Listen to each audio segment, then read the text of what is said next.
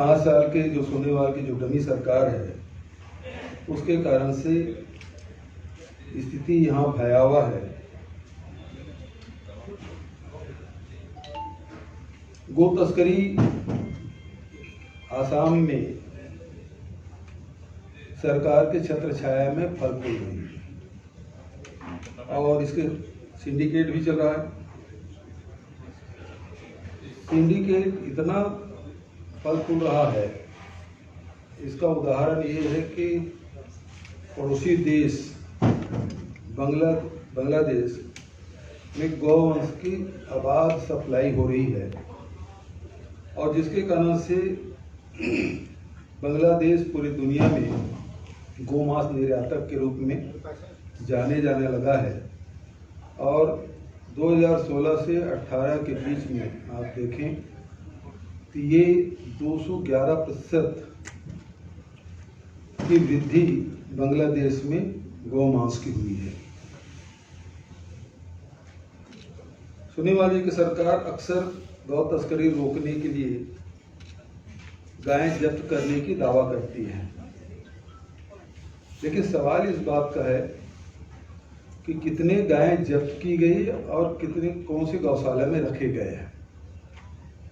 मुझे तो सुनने में आया है कि अब इसको पुलिस कार्रवाई नहीं कर रही है, बल्कि इसकी जिम्मेदारी वेटनरी डिपार्टमेंट को दे दिया गया है और वेटनरी डिपार्टमेंट कैसे पकड़ेगी इसकी कल्पना की जा सकती है।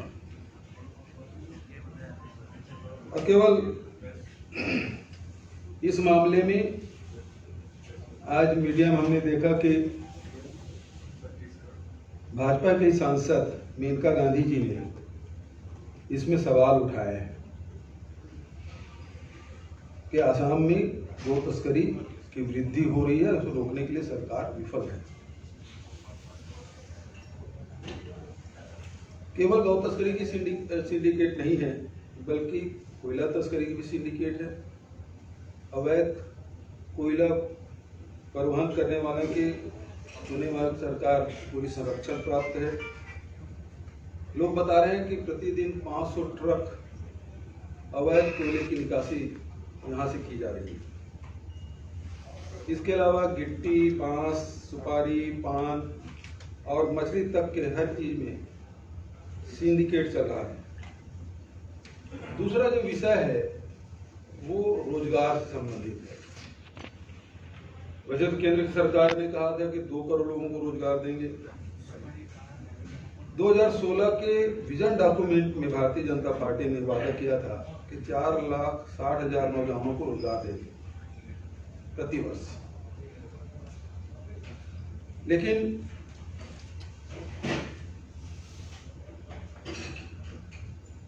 सोनेवाल जी से सवाल है कि जनता के सामने आके बताएं कि उन्होंने असम के नौजवानों को इतना रोजगार दिया। मेरी जानकारी के अनुसार 2016 से 18 के बीच में आसाम में 16,42,000 से ज्यादा रजिस्टर्ड बेरोजगार थे और यह संख्या 2020 में बढ़कर 20 लाख से ज्यादा हो गई। इसका मतलब यह है कि रोजगार देना तो दूर, बल्कि इन 2 वर्षों में 4 लाख बेरोजगार और बढ़ गए। कोरोना काल में स्थिति और भयावह। असम सरकार ने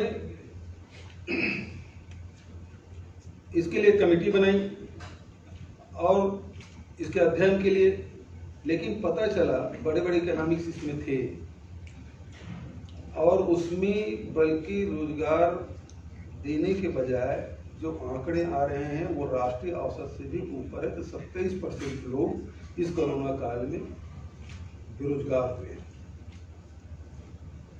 बेरोजगारी लगातार बढ़ते जा रही है। नौजवान इस प्रदेश से भटक के दूसरे प्रदेश में रोजगार की तलाश में जा रहे हैं और भारतीय जनता पार्टी सरकार जो विजन डॉक्यूमेंट है उसकी एक पोल खोल रही है। तीसरी बात कि डबल इंजन की सरकार, एक दिल्ली में बैठे, दूसरा आसाम में, और केवल धर्म, जाति, संप्रदाय के आधार पर लड़वाने और जनता की भावनाओं से खिलवाड़ करने में लगा हुआ है। सीधा असर इसका राज्य के विकास में हुआ है। मैं पूछना चाहता हूं सोनेवाल जी से कि चाय बागान में श्रमिकों की मजदूरी की वादा से क्यों मुंह मोड़ रहे हैं?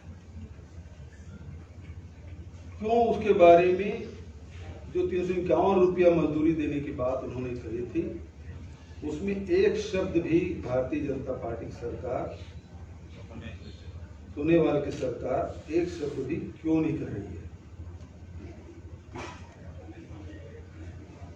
अभी पिछले दिनों राहुल जी आए थे और उन्होंने चाय बागान के जो मजदूर हैं उनसे वादा किया है कि हमारी सरकार बनेगी तो 365 रुपया मजदूरी हम देंगे। जैसे छत्तीसगढ़ में राहुल जी ने वादा किया था कि हमारी सरकार बनने पर किसानों के ऋण माफ करेंगे और हमने 2 घंटे के भीतर में ऋण माफ किया था, उसी प्रकार से यहाँ भी चाय बागान के मजदूरों की भी जो 365 रुपये मजदूरी देने की बात कही है उसे पूरा किया जाएगा। हमने छत्तीसगढ़ में राजीव गांधी किसान न्याय योजना के माध्यम से 10,000 रुपये प्रति एकड़ दिया है, 19 लाख किसानों के खाते में डाल दिए गए हैं। जो वादा हम करते हैं वो हम लोग पूरा करेंगे, ये विश्वास हम यहाँ इस प्रदेश के जनता को हम देना चाहते हैं। दोस्तों नमस्कार, मैं शिवशंकर सारथी आपके अपने छत्तीसगढ़ सारथी से। छत्तीसगढ़ के मुख्यमंत्री भूपेश बघेल अब आसाम राज्य में जाकर भी छत्तीसगढ़ के विकास की बात कहने लगे हैं, वहाँ यहाँ के विकास को वहाँ गिनाने लगे हैं। इस बात में कितनी सच्चाई है यह सब आप जानते हैं। विकास के नाम पर इंफ्रास्ट्रक्चर का डेवलप किया जाता है, यही डॉक्टर रमन सिंह ने किया और वही काम भूपेश बघेल कर रहे हैं। इंफ्रास्ट्रक्चर डेवलपमेंट की बात एक लाइन में ख़त्म की जा सकती है, वह लाइन है तोड़ो बनाओ, ज़रूरत नहीं है तब भी बनाओ, तोड़कर बार बार बनाओ, बार बार तोड़ो और बार बार बनाओ। इस एक लाइन से इंफ्रास्ट्रक्चर डेवलपमेंट की बात को ख़त्म किया जा सकता है। डॉक्टर रमन सिंह ने अपने मुख्यमंत्री रहते हुए एक सड़क पर सूर्य नमस्कार से जुड़ी मूर्तियां बना दी जी रोड पर, और इन मूर्तियों के बारे में कहा सूर्य नमस्कार की इन मूर्तियों को देखकर लोग योग के लिए प्रेरित होंगे और स्वस्थ रहेंगे। राज्य के लोगों ने कितना योग करना शुरू कर दिया, उनका स्वास्थ्य कितना बेहतर हो गया, यह पहले और अब के मुख्यमंत्री जानते हैं और हम सब भी। तीनों ही मुख्यमंत्रियों की राह पर हैं राजधानी रायपुर के महापौर एजाज ढेबर। ओसीएम चौक से उन्होंने जो शुरुआत की है वह सिलसिला चल निकला है। ओसीएम चौक से निकलकर यह कबीर चौक पहुंचा और कबीर चौक के बाद कटोरा तालाब से बिल्कुल पहले कक्कड़ ब्रदर्स चौक तक आ गया। विद्याचरण शुक्ल कांग्रेस के बड़े दिग्गज नेता थे, उनके नाम पर उनका नाम अमर रहे इस बात के लिए जितना रुपया खर्च किया जाए कोई आपत्ति नहीं है। लेकिन जब राज्य के मुख्यमंत्री भूपेश बघेल की जहां मूर्ति लगी थी, लाइट से चमकता हुआ चेहरा था, रोशनी के चलते चमकता चेहरा था, वहां के मार्बल्स 3 महीने के भीतर उखड़ गए हैं। राज्य में कितने भी पुल पुलिया गिर जाएं कोई दिक्कत नहीं है, लेकिन जहां मुख्यमंत्री की का चमकता तस्वीर लगा हो या मूर्ति लगी हो, वहां के मार्बल्स तो कम से कम 3 महीने में नहीं उखड़ने थे। वीसी शुक्ला कांग्रेस के दिग्गज नेता थे, उनका नाम अमर रहे इस बात के लिए कितना भी खर्च किया जाए कोई आपत्ति नहीं है। लेकिन ओसीएम चौक को शायद तोड़ने की ज़रूरत नहीं थी, लेकिन वह कर दिया गया। बहुत कम समय में चमकता दमकता वीसी शुक्ला चौराहा बनकर तैयार है।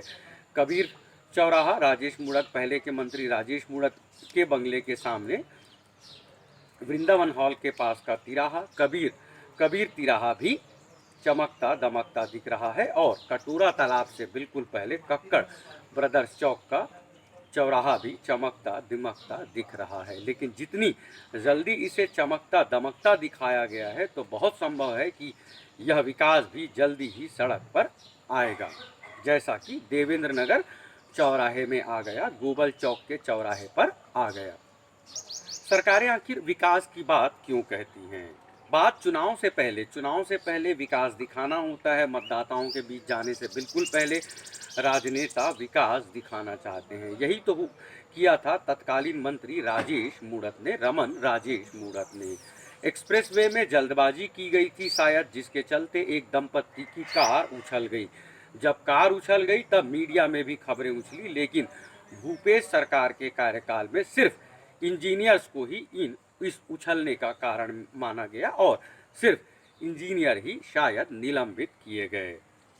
ऐसा नहीं है कि विकास सिर्फ छत्तीसगढ़ में उछल जाता है। प्रधानमंत्री नरेंद्र दामोदर दास मोदी जिस वाराणसी से इलेक्ट हुए हैं, विकास वहां भी उछल गया था।